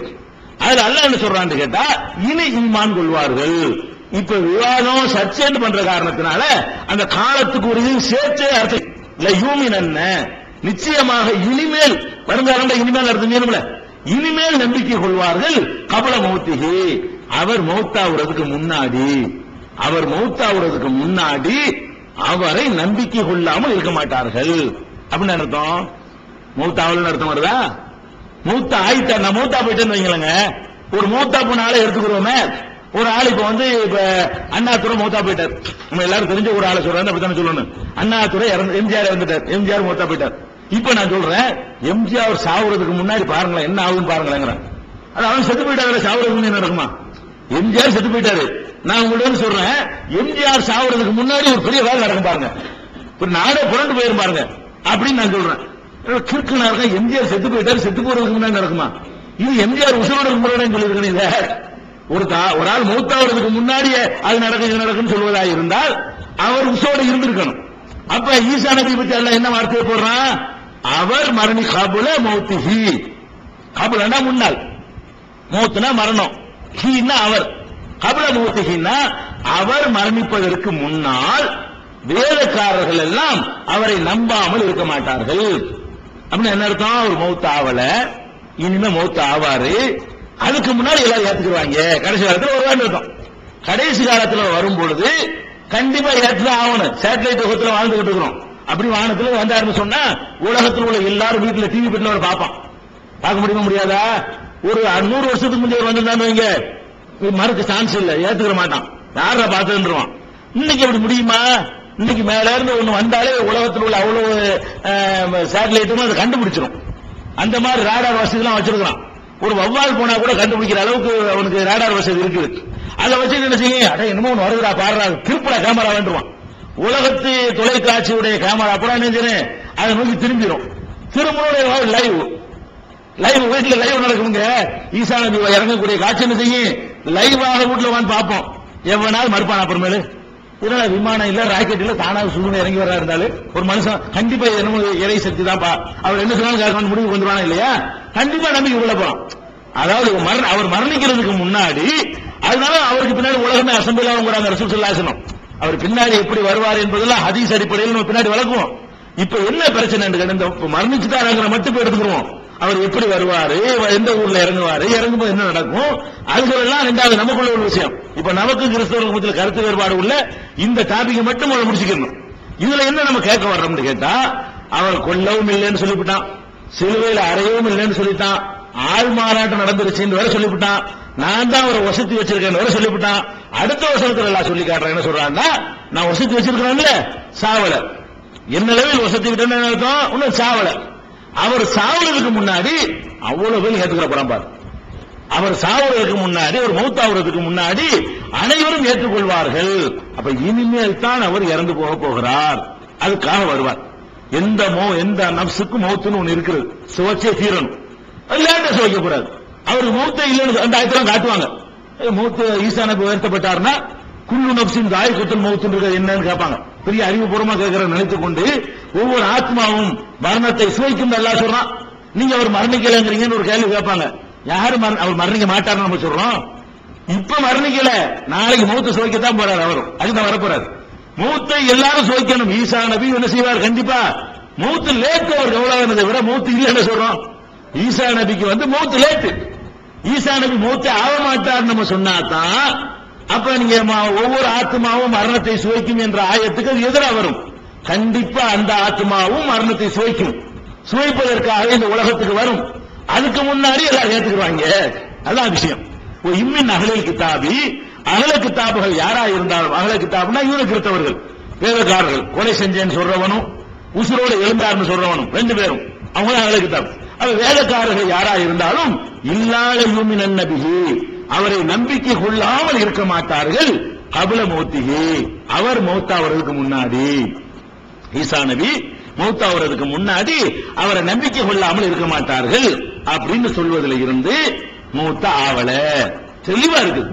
தன்னளவில் ஒசத்தி விட்டோம்னு சொல்லிட்டான், மூத்த ஆகலன்னு சொல்லிட்டான், இனிமே மௌத்த ஆவாருன்னு சொல்லிட்டான். அவர் மௌத்தாவதற்கு முன்னாடி நம்பிக்கை கொள்வார்கள் அர்த்தம். மௌத்தரும் இருக்கு, கண்டிப்பா ஒரு மௌத்து இருக்குது, அதுக்கு முன்பு இவர்கள் நம்பிக்கை கொள்வார்கள் என்று சொன்னா ஈசா நபிக்கு மௌத்து இருக்குன்னு வழங்குது. அந்த மௌத்து இனிமேதான் வருங்கிறது விளங்குது. அந்த கட்டத்தில் அத்தனை பேரும் ஈமான் கொள்வார்கள், நம்பிக்கை கொள்வார்கள் விளங்குது. இவ்வளவு தெளிவான ஒரு சான்றுகளை அல்லாஹ் சொன்ன பிறகும் கூட மனம் முரண்டா என்னமோ பெரிய அறிவுபூர்வமா பேசுவார் நினைத்துக் கொண்டு, அல்லாஹ்வுக்கு மனிதனுக்கு இருக்கிற மாதிரி சக்தி தான் இருக்குன்ற ஒரு பலவீனத்தின் காரணத்தினால. இது எல்லாத்துக்கும் என்ன காரணம் தெரியுமா? அல்லாஹ்வை பத்தி பேசக்கூடிய நேரத்தில் அல்லாஹ்வை நம்மள மாதிரி நினைச்சு பேசக்கூடாது. அல்லாஹ் அந்த அல்லாஹ் நமக்கு தேவையில்லை. எதையும் செய்ய முடிகிறவனுக்கு பேர் தான் அல்லாஹ். அல்லாஹ்வுக்கு முடியுமா முடியாதா? நீங்க அது எப்படி ஒரு சந்தேகம் வருது? ஒரு மனுஷனை உசுரோட வசத்துல இருந்து ஒரு பெரிய காரியமா? அவனுக்கு ஒரு பெரிய காரியமே கிடையாது. அப்ப அந்த மாதிரியான ஒரு அடிப்படையில் நம்ம ரசூலுல்லாஹ் மேராஜ் கூட்டிட்டு போனானே, உசுரோட தானே வசதி கூட்டிட்டு போனான், திருப்பி கொண்டு வந்து விட்டான்ல. உசுரோட கூட்டிட்டு போனா, ஒரு ஆல்ரெடி ஒரு கூட்டிட்டு போயிருக்கானே இல்லையா, ஒரு ஆளை கூட்டிட்டு போய் கொண்டாந்து விட்டு விட்டான், ஒருத்தர் வச்சுக்கிட்டான், அவ்வளவுதான். முகமது ஸல்லல்லாஹு அலைஹி வஸல்லம் அல்லாஹ் கூட்டிட்டு போனா, எங்க வரையும் கூட்டிட்டு போனா, இந்த சிதறத்தில் முன்தஹா, இந்தஹா ஜன்னத்துல் மஅவா, சிதறத்துல் முன்தஹா ஜன்னத்து வரையும் கூட்டிட்டு போனாங்க. சூரத்து நஜ்ம்ல இஸ்ரா வரைக்கும், பைத்துல் முகத்தஸ் வரைக்கும் கூட்டிட்டு போனான்னு சில பேர் சொல்றாங்க. அது ஒரு இடத்துல சொல்றான் அல்லாஹ். இன்னொரு இடத்துல எங்க வரைக்கும் போனதா சொல்லி காட்டுறான்னு கேட்டா, நஜ்மு சூராவுல இந்த சிதறத்துல் முன்தஹா இந்தஹா ஜன்னத்துல் மஅவா, சிதறத்துல் முன்தஹாங்கிறது அங்க வரைக்கும் அல்லாஹ் கூட்டிட்டு போனா, அங்க வச்சு ஜிப்ரீல் அவர் பார்க்கிறாரு, அங்கதான் ஜன்னத்துல் மஅவா என்ற சொர்க்கம் இருக்கிறது அப்படின்னு அல்லாஹ் சொல்லி காட்டுறான். அந்த மாதிரி எல்லாம் ரசூல் ஸல்லல்லாஹு அலைஹி வஸல்லத்தை அல்லாஹ் கூட்டிட்டு போன மாதிரி ஈசா நபியும் கூட்டிட்டு போனா, ஒரு ஆளை விட்டு விட்டான், ஒரு ஆளை வச்சுக்கிட்டான். இதுதான் விஷயம். அதனால இதுல எந்த குழப்பமும் கிடையாது, இதுல சந்தேகத்துக்கு இடமும் கிடையாதுங்கிறத முதல்ல விளங்கிக்கணும். இது ஒரு பாயிண்ட் ஆச்சா. அதுக்கப்புறம் 43வது அத்தியாயத்தை எடுத்துக்கிறங்க. அதுல 57, 58, 59, 60, 61, 62 இவ்வளவு வசனங்கள். ஆனா இதுல முக்கியமான வசனம் என்னன்னா 61 தான். 43வது அத்தியாயத்துல 61வது வசனத்துல தான் பாயிண்ட் இருக்கிறது. ஆனால் அது யாரை சொல்லுதுன்னு நீங்க விளங்கிறதுக்காக முன்னாடி வரணும். அவரையும் நாங்க வரும், அவர்னு சொல்லி ஆரம்பிச்சா எவர்னு ஒரு கேள்வி வரும்ல, அதுக்கு தான் நமக்கு முன்னாடி தான் வந்துடுறான். அவர் யாருங்கிறதுக்காக தான் அந்த வசனமே தவிர நமக்கு பாயிண்ட் 61ல தான் இருக்குது.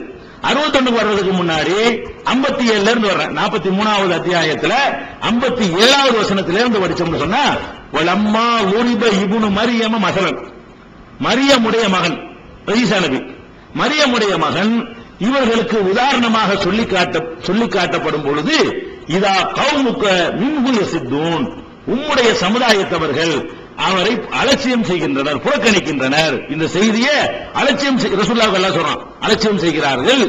வகாலு, அவர்கள் கேட்கிறார்கள், ஆலிஹத்துனா கைருன் அம் ஹுவ, எங்க கடவுள் சிறந்தவரா அல்லது அவர் சிறந்தவரா என்று கேட்கிறார்கள். ரசூல் ஸல்லல்லாஹு அலைஹி வஸல்லம் மக்காவுல வந்து ஈசா நபியை பத்தி பேசுறாங்க. அவங்களுக்கு பிடிக்கும், என்ன மதீனாவுல உள்ளவர்களுக்கு ஈசா நபி தெரியும், அவங்க யூதர்களும் கிறிஸ்தவர்களும் இருக்கிறார்கள்.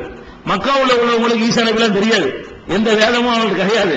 அவங்க வந்து இப்ராஹிம் நபி மார்க்கம்னு சொல்லிக்கிட்டு வேற மாதிரியான நடவடிக்கைகள் இருந்தாங்க.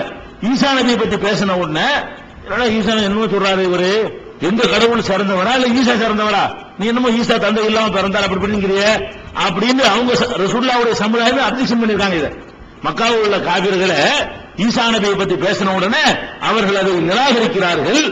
ஆலிஹத்துனா கைருன் அம் ஹுவ, எங்கள் கடவுள் சிறந்ததா இல்ல ஈசா நபி சிறந்தவரா என்று உம்மிடத்தில் வந்து கேட்கிறார்கள். மா லரபுஹுலக இல்லா ஜத்லா, விதண்டாவாதம் தான் உம்மிடத்தில் அவர்கள் செய்கிறார்கள். பல்ஹும் கௌமுன் ஹசிமூன், அவர்கள் விதண்டாவாதம் பரட்டுவாதம் செய்யக்கூடிய கூட்டமாக இருக்கிறார்கள் என்று சொல்லிட்டு இது 57 58 இன் ஹுவ இல்லா அப்துன், அவர் ஒரு அடியார் தான், ஈசா நபி என்பவர் ஒரு அடிமைதான். அன் அம்னா அலைஹி, அவருக்கு நமது அருட்கொடைகளை நாம் வழங்கி இருந்தோம்.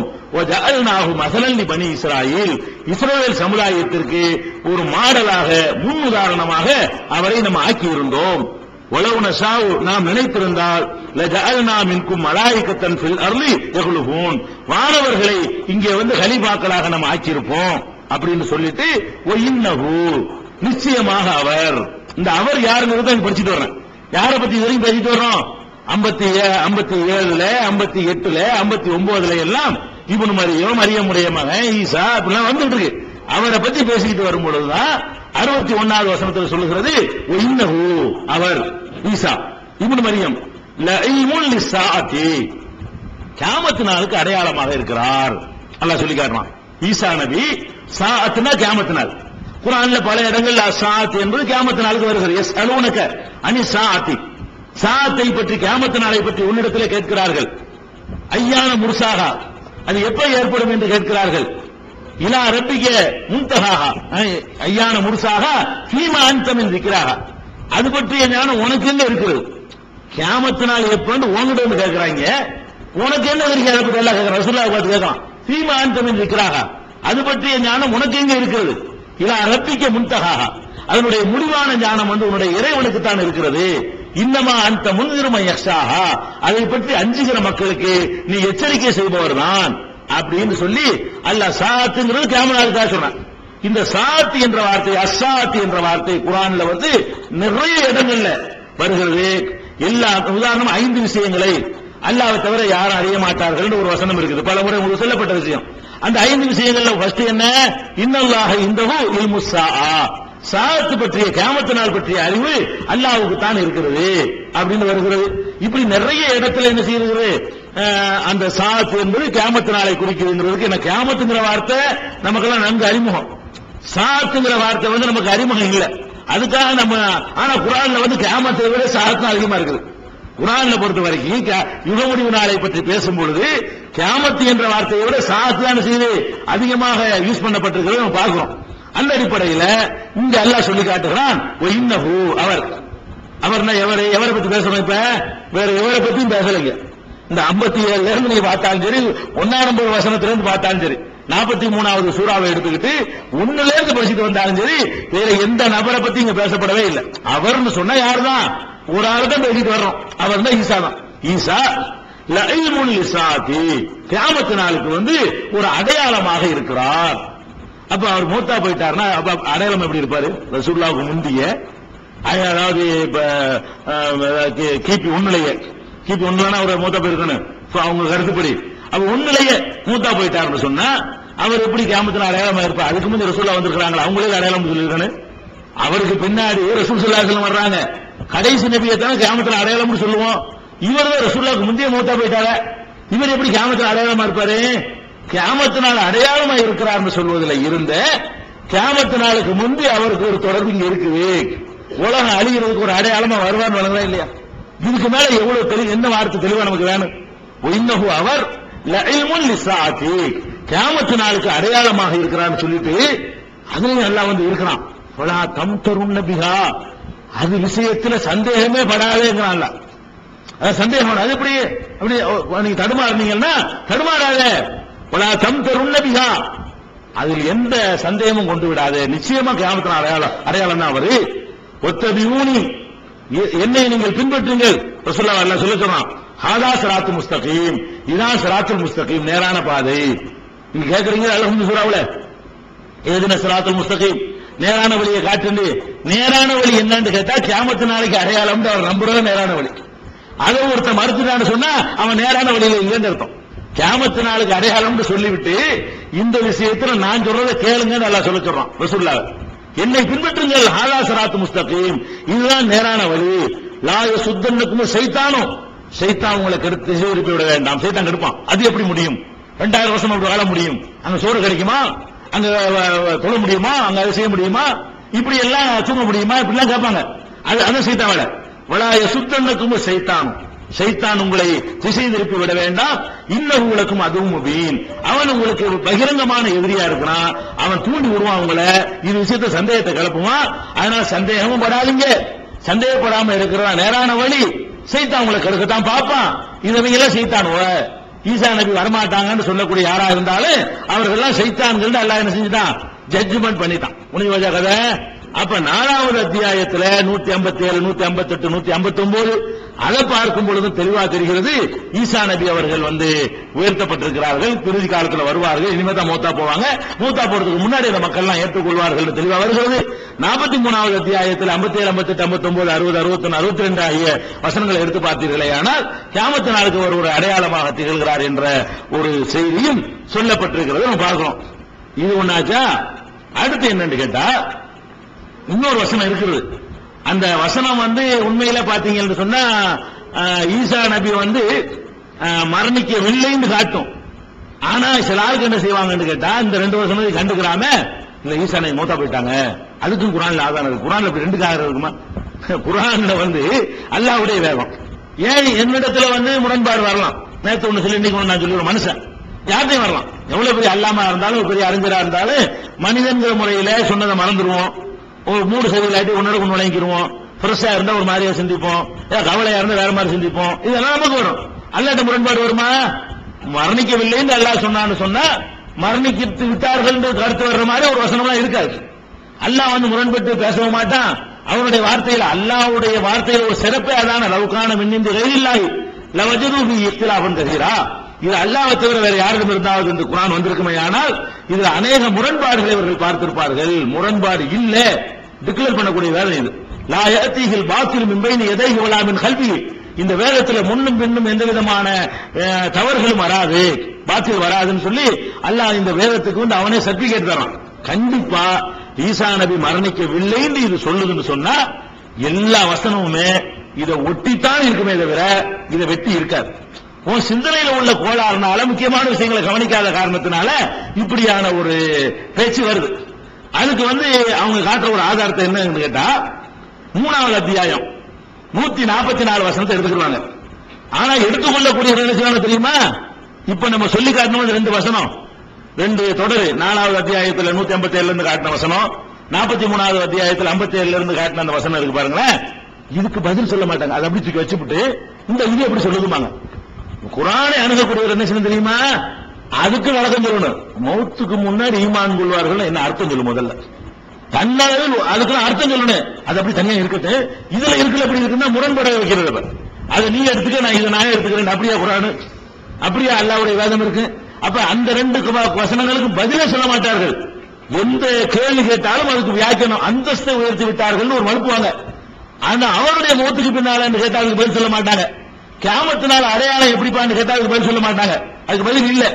அது அப்படி ஓரம் கட்டி வச்சுவிட்டு அல்லாஹ்வுடைய வேதம் இல்லைங்கிற மாதிரி அது தனியா தூக்கி வச்சுவிட்டு இந்த வசனத்துக்கு என்ன சொல்றீங்க உங்கள்ட்ட கேட்பாங்க. எந்த வசனம்? 3:144.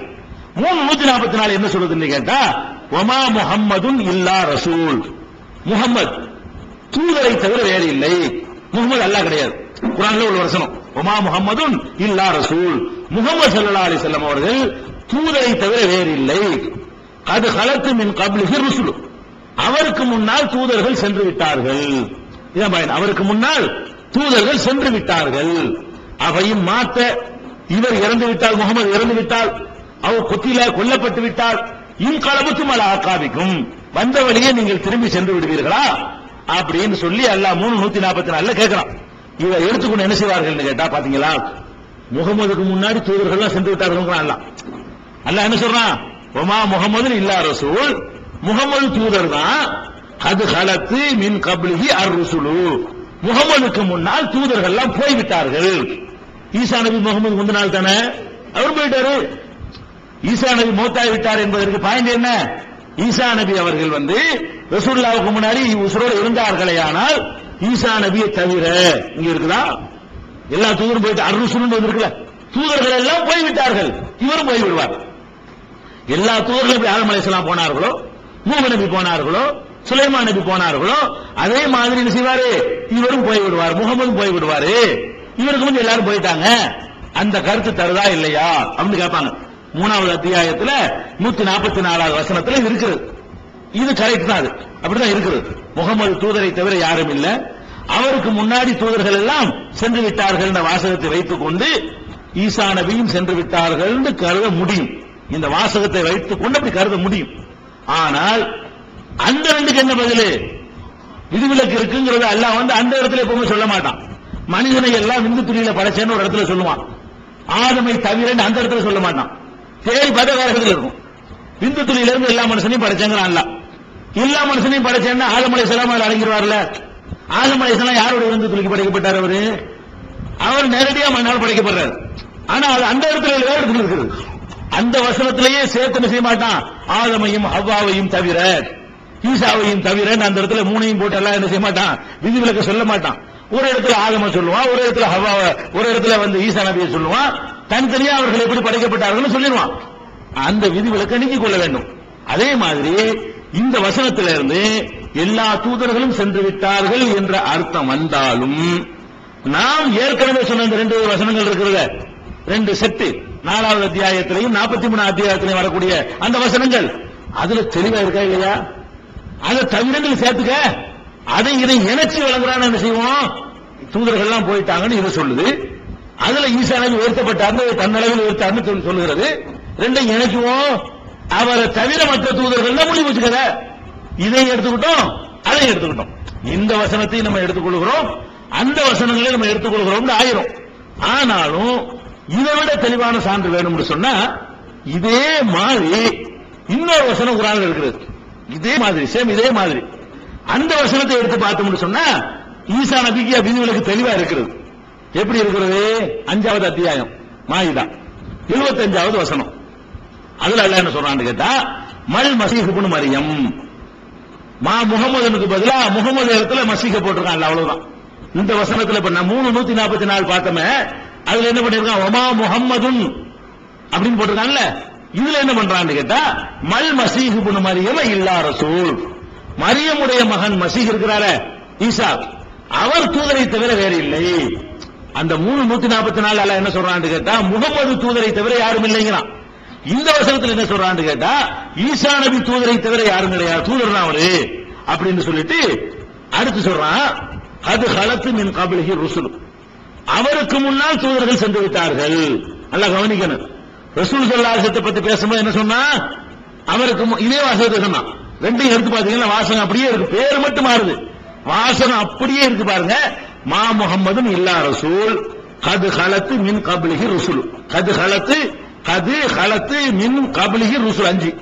அதே மாதிரி 5:25 அல்லாஹ் என்ன சொல்றான், ஈசா நபிக்கு சொல்றான், மல் மசீஹ் இப்னு மரியம் இல்லா ரசூல் கது கலத்து மின் கபிலிஹி ருசுல் 5 சொல்றான், அதே வாசம்.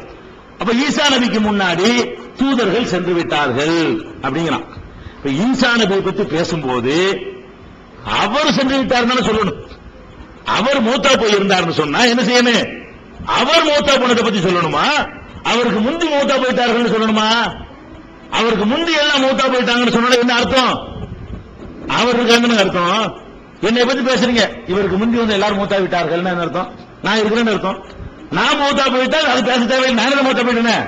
அப்ப ஈசா நபியை பத்தி எல்லாம் பேசும்போது என்ன செய்யறான்னு கேட்டா, முகமது ஸல்லல்லாஹு அலைஹி வஸல்லம் பயன்படுத்தின அதே வாசகத்தை பயன்படுத்துகிறான். எப்படி பயன்படுத்துகிறான், ஈசா நபியும் தூதர் தான், அவருக்கு முன்னால் தூதர்கள் சென்று விட்டார்கள். அவர் சென்று விட்டார் நீங்க சொல்லல, அவருக்கு முன்னால் தூதர்கள் சென்று விட்டார்கள் என்ன அர்த்தம், அவர் இருக்கிறாரு. முகமது ஸல்லல்லாஹு அலைஹி வஸல்லம் பத்தி பேசும் பொழுது முகமதுக்கு முன்னால் தூதர் சென்று விட்டார்னு எல்லாம் சொல்றான். இது இறங்கும் போது முகமது உசுரோட இருந்தாங்களா இல்லையா? முகமதுக்கு முன்னால் தூதர்கள் சென்று விட்டார்கள் என்ற வசனம் இறங்கும் போது முகமதுக்கு தானே இறங்குறது, அவங்க உசுரோட தானே இருந்தாங்க. அப்ப ஈசா நபிக்கு முன்னால் தூதர்கள் சென்று விட்டார்கள் என்று சொன்னா ஈசா நபி இருக்கிறாங்கன்னு விளங்குது. அப்ப ஈசா நபி உயிரோடு இருக்கிறார்கள் என்பதை இதே மாதிரியான வாசகத்தை வைத்து அல்லாஹ் சொல்றான். இதை கூட எதுக்கு சொல்றான்னு கேட்டா, ஈசா நபியை கடவுளுங்கிறாங்க, கடவுளுடைய குமாரங்கிறாங்க. அதுக்கு கவுண்டர் தான் இது. இந்த 5:75 வசனம் இருக்கிறத அதுக்கு மறுப்பு தான் இது. இதுல எல்லாம் என்ன சொல்றான்னு கேட்டா, கானா யகுலானி தாம் உம்மு சித்திகா, இவருடைய அம்மா உண்மையாளரா இருந்தாங்க, ஈசா நபியுடைய அம்மா. கானா யகுலானி தாம், ரெண்டு பேரும் சாப்பிட்டுக் கொண்டிருந்தார்கள். அல்லாஹ் சொல்லி காட்டுறான், சாப்பிட்டுக்கிட்டு இருந்தார்கள். உள்ளூர் கைகொண்டு பைக்கும் உலகமுள்ள ஆயாத், சான்றுகளை எவ்வாறு நாம் தெளிவுபடுத்துகிறோம் என்று சிந்தித்துப்பார். சுமூர் அண்ணாயு போகும், அதற்கு பிறகு எப்படி அவர்கள் திசை திருப்பப்படுகிறார்கள் என்பதையும் சிந்தித்துப்பார் என்று அல்லாஹ் கேட்கிறான். இதுல ஈசா நபி கடவுள் நினைக்கிறாங்கல்ல, அதுக்கு மறுப்பு இந்த வசனம். எதை சொல்லி எல்லாம் மறுக்கணும்? திண்டாங்கன்னு சொல்லி மறுக்கலாம். கடவுள் கிடையாடா, கடவுள் திம்பாரா? அவர் திண்டார்ல, அவர் அம்மா வந்துட்டாங்கல்ல, அல்லாஹ் கேட்கிறான்.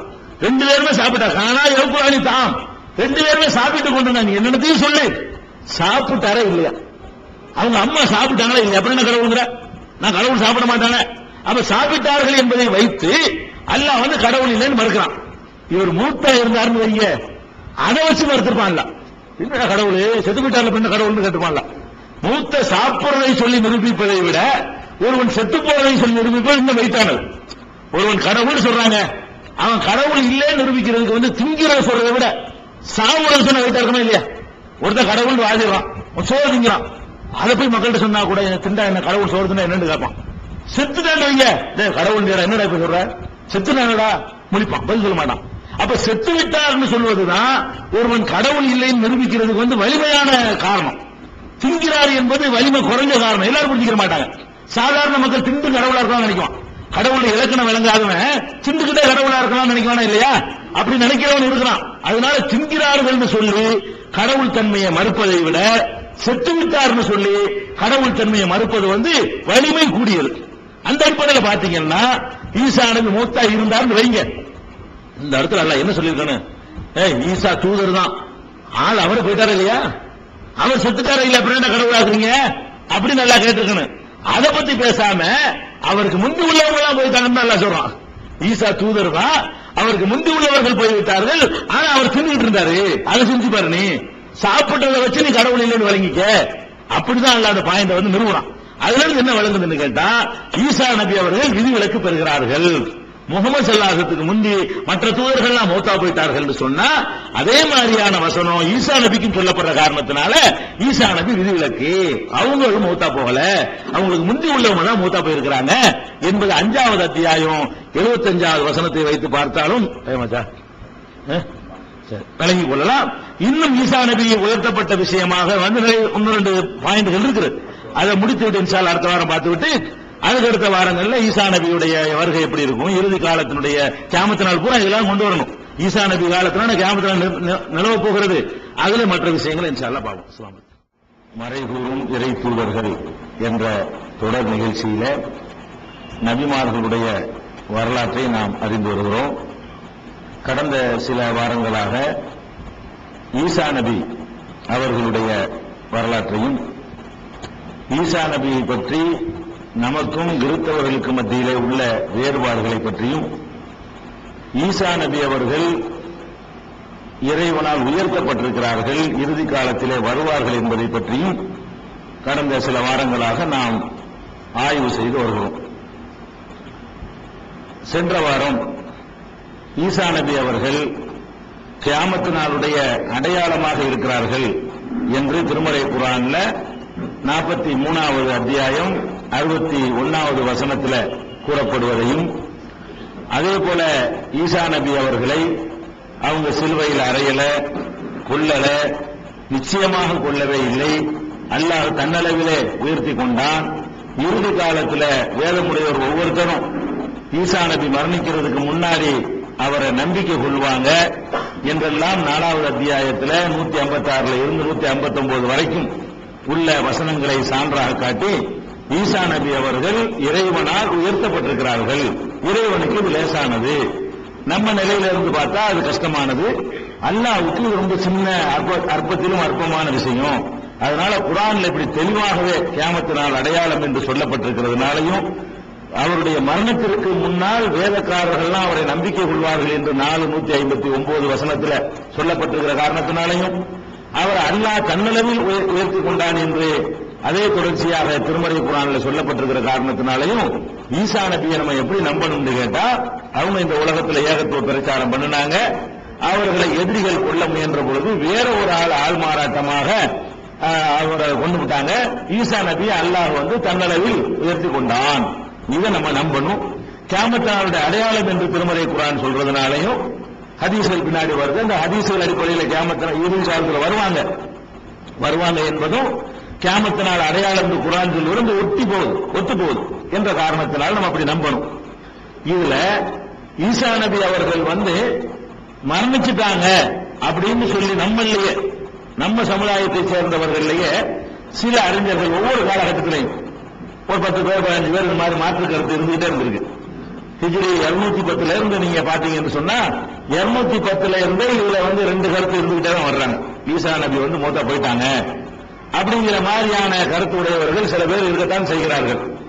அவங்க என்ன வாதங்களை வைக்கிறாங்கன்னு கேட்டா, 3வது அத்தியாயத்துல ஆல இம்ரான்ல 55வது வசனம், அதுல அல்லாஹ் சொல்லுகிறான், ஈசா நபி உயிரோடு இருக்கும் பொழுது ஈசா நபிக்கு அல்லாஹ் பேசினது அதை எடுத்து காட்டும்.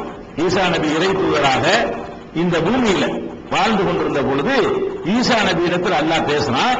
இது காலல்லாஹு, அல்லாஹ் கூறினான், யா ஈசா, ஈசாவே, இன்னி முத்தவஃபீக, நான் உன்னை, இந்த வசனத்தினுடைய கருத்து முத்தவஃபீக, நான் உன்னை கைப்பற்றிக் கொள்வேன்.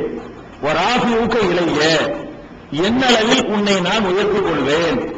முத்தஹிருக்க மினல்லதீன கஃபரு, நிராகரிக்கிற மக்களிடமிருந்து உன்னை தூய்மைப்படுத்துவேன் அப்படின்னு ஈசா நபிய பூமியில வாழ்ந்து கொண்டிருக்கும் பொழுது ஈசா நபியை பார்த்து அல்லாஹ் பேசுனத நமது குர்ஆன்ல எடுத்து காட்டுறான். இந்த வசனத்துல முத்தவஃபீகன்னு ஒரு வார்த்தை வருது. யா ஈசா, ஈசாவே, இன்னி முத்தவஃபீக. இந்த முத்தவஃபி என்ற சொல்லு இருக்கு பாருங்க, இந்த சொல்லுல வச்சுதான் அந்த 2 கருத்து உருவாகுதுங்க. முத்தவஃபி என்ற சொல்லு தவஃபா என்ற சொல்லிலிருந்து பிறக்கிறது. தவஃபா என்ற சொல்லுக்கு 2 அர்த்தம் இருக்கிறது. ஒன்னு, உயிரை கைப்பற்றினான், மௌத்தாக்கினான். தவஃபாவுல வஃபாத்து கூட வருது, வஃபாத்தாயிரம் வரும் இல்லையா, அது கூட அந்த சொல்லுல இருந்து பிறந்ததுதான். அப்ப தவஃபா என்ற சொல்லுக்கு என்ன அர்த்தம் இருக்குன்னு கேட்டா, அதாவது மௌத்தாக்கி விட்டான், மரணிக்க செய்தான் அப்படிங்கிற ஒரு அர்த்தம் இருக்கிறது. எடுத்துக்கொண்டான்ங்கிற அர்த்தம் இருக்கிறது. ஒரு பொருளை எடுத்துக்கொண்டோம் அப்படிங்கிற அர்த்தமும் அந்த சொல்லுக்கு இருக்கிறது. 2 அர்த்தம் உடைய சொல்லா இருக்கிறதுனால ஒரு சாரார் என்ன பண்றாங்கன்னு கேட்டா, இல்ல இது மரணிக்கிறது தான், மரணிக்க செய்வேன் நல்லா சொல்றான், அதனால இது மரணத்தை தான் சொல்லுது, ஈசா நபி மரணிக்க போறாருங்கிறதா இது சொல்லுது தவிர கைப்பற்றுறதுங்கிறது கிடையாதுன்னு ஒரு சாரார் சொல்றாங்க. இன்னொரு சாரார் என்ன செய்யறாங்கன்னு கேட்டா, இல்ல கைப்பற்றுதல் அந்த இடத்துல அர்த்தம் செய்யணும், மௌத்துங்கிற அர்த்தம் அந்த இடத்துல கொடுக்க கூடாது என்று சொல்றாங்க. இதுல எந்த அர்த்தம் சரியானது அப்படின்னு பாத்தீங்கன்னா, இந்த தவஃபா என்ற சொல்லுக்கு 2 அர்த்தம் இருக்குது. 2 அர்த்தம் இருக்கு. குர்ஆன்ல நீங்க எடுத்து பார்த்தா கூட அல்லாஹ் சொல்லி காட்டுகிறான், ஒஹுவல்லதி யதவஃபாக்கும் பில்லைல், அவன் தான் உங்களை இரவிலே வஃபாத்தாக்குகிறான். இரவிலே செத்தா போயிருக்கீங்க, தூக்கத்துக்கு அல்லாஹ் சொல்றான் வஃபாத்துன்னு. யதவஃபாக்கும் பில்லைல், இரவிலே உங்களை யதவஃபா எடுத்துக்கொள்கிறான். யஅலமு மா ஜரஹ்தும் பின்னஹார், பகலில் நீங்கள் செய்கிற காரியத்தை அவன் அறிந்து கொண்டிருக்கிறான் அப்படின்னு அல்லாஹ் 6வது அத்தியாயம் 60வது வசனத்துல இதே யதவஃபா, தவஃபா, யதவஃபா, முத்தவஃபி எல்லாம் ஒரே சொல்ல இருந்து பிறந்த சொற்கள் தான், கிளை சொற்கள் தான். அப்ப இரவிலே உங்களை வஃபாத்தாக்குறேன்னு அல்லாஹ் சொல்றானே, இந்த வஃபாத்துக்கு சாவுன்னு அர்த்தம் கொடுக்கறது. ஒவ்வொரு மனுஷன் ராத்திரில தூங்குறமே, அதை பத்தி எல்லாம் சொல்லும் போது என்ன செய்யறான், கண்ட்ரோல்ல இருக்குதான். நம்மள ஒண்ணு அல்லாஹ் மௌத்தாக்கிடல, இறந்து போனவங்க தூங்கக்கூடிய மக்களை பத்தி எல்லாம் பேசலாம். நீங்க ராத்திரில நீங்க தூங்குவீங்களே, அப்ப நான் உங்களை கைப்பற்றிக்கிறேன், பகல்ல நீங்க ஏதாவது செய்வீங்களே அதை தெரிஞ்சு வச்சுக்கிறேன், ராத்திரில என் கண்ட்ரோல்ல இருக்கிறேன், பகல்ல நீங்கள் செய்வதை நினைக்கிறேன் நான் அறிந்து வைத்திருக்கிறேன், பிறகு உங்களை நான் எழுப்பி விசாரிக்குவேன் அப்படிங்கிற மாதிரியான கருத்துப்பட 6:60 அல்லாஹ் சொல்றான். அதுல பயன்படுத்துற வார்த்தை எத்தவஃபாதான். அதே மாதிரி 39வது அத்தியாயம் 42வது வசனத்துல கூட இந்த தவஃபா என்ற சொல்ல சாவுங்கிற அர்த்தம் இல்லாம வேற அர்த்தத்துக்கு அல்லாஹ் பயன்படுத்தி இருக்கான். எப்படி பயன்படுத்துறான்னு கேட்டா, அல்லாஹு எத்தவஃபல் அன்ஃபுஸ ஹீன மௌத்திஹா, உயிர்கள் மரணிக்கிற நேரத்தில் அந்த உயிர்களை அல்லாஹ் எத்தவஃபா எடுத்துக்கொள்கிறான் வந்துருச்சு. உள்ளத்தி லம் தமுத், மரணிக்காத உயிர்களை எடுத்துக்கொள்கிறான். ஃபீ மனாமிஹா, அவற்றுடைய உறக்கத்தின் போது எடுத்துக்கொள்கிறான் அப்படிங்கிற ஒரு வாசகம் வருகிறது. அதாவது இறந்து போன ஆட்களுடைய உயிரையும் எடுத்துக்கொள்கிறான், தூங்குற ஆட்களுடைய உயிரையும் அல்லாஹ் கண்ட்ரோல்ல எடுத்துக்கொள்கிறான் அர்த்தம்.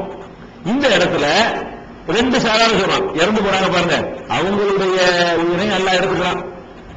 தூங்குறாங்க பாருங்க, அவங்களுடைய உயிரை அல்லாஹ் தன்னுடைய கண்ட்ரோல்ல எடுத்துக்கிறான்னு சொல்றான். அப்ப தூங்குற ஆளுக்கு கூட இந்த எத்தவஃபாங்கிற தூங்குறோம் இல்லையா, அப்ப நம்மளை அல்லாஹ் மூத்தாக்கிடல. ஆனால் அதுக்கு அல்லாஹ் பயன்படுத்துற வார்த்தை எத்தவஃபா தான். ரெண்டாவது இறந்து போனவர்களுடைய உயிர்களை அல்லாஹ் மூத்தாக்குறான்னு சொல்ல, உயிரைய மூத்தாக்குறான்.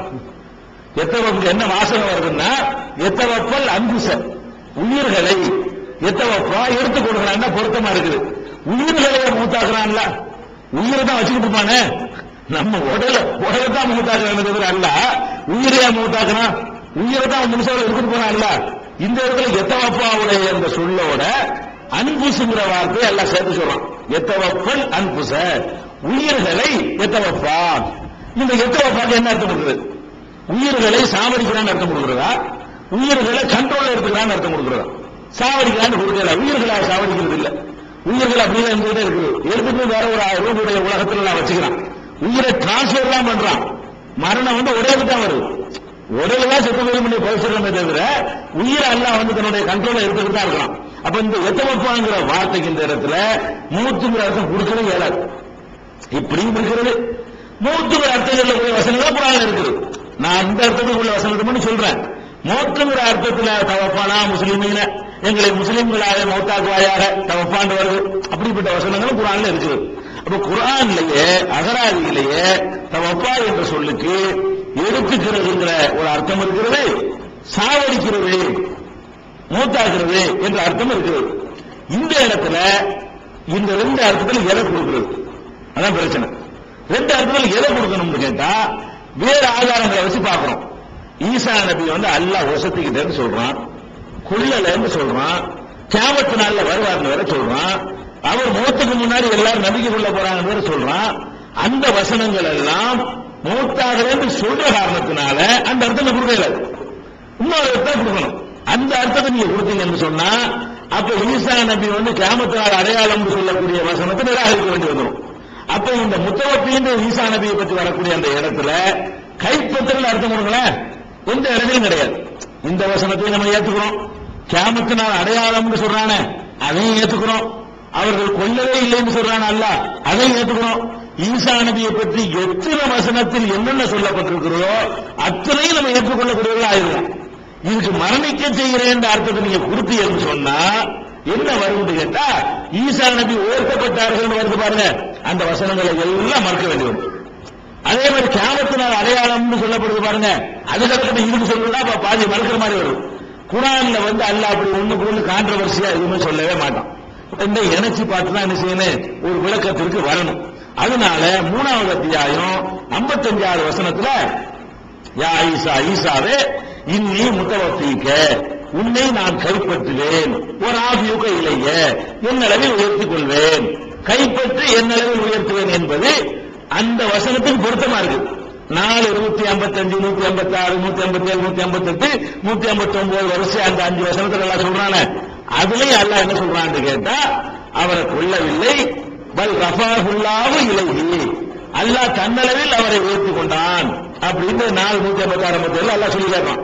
அப்ப தன்னளவில் அல்லாஹ் உயர்த்தி கொண்டான் என்பதும் இந்த வாசகம் ஈசாவிற்கு ஆல்ரெடி சொல்லி வர சொல்றான். அல்லாஹ் எப்படி சொல்லிருக்கான், இன்னி முத்தவஃபீக, உன்னை நான் கைப்பற்றுவேன், மூத்தாக்குன்னு சொல்லக்கூடாது, உன்னை கைப்பற்றுவேன், ஒரு ஆபியுக இலைய, கைப்பற்றி என் அளவில் உயர்த்திக் கொள்வேன், மூத்தாக்கிட்டு என்னளவில் வசத்துக் கொள்வேன், அது ஈசா நபிக்கு மட்டும் உள்ளதா?